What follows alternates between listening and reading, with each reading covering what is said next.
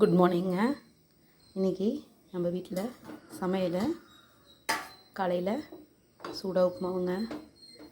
உப்புமாவு பிடிக்காது பாப்பாவுக்கு.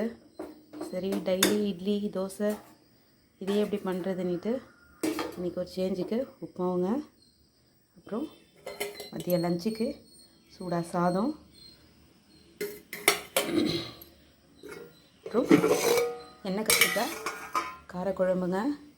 சின்ன வெங்காயம், பூண்டு, எண்ணெய் கத்திரிக்காய் போட்டு இன்றைக்கி எண்ணெய் கத்திரிக்காய் காரக்குழம்புங்க.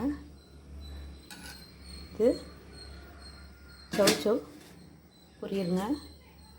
தேங்காய் பூலாம் போட்டு சௌச்சௌ பொரியலுங்க. இது இந்த காரக்குழம்புக்கு ரொம்ப நல்லா இருக்குங்க. சௌச்சௌ பொரியல். இன்றைக்கி நம்ம வீட்டில் சமையல் இது தாங்க. பாப்பாவுக்கு லஞ்சு டிஃபன் எல்லாம் இன்றைக்கி இது தாங்க.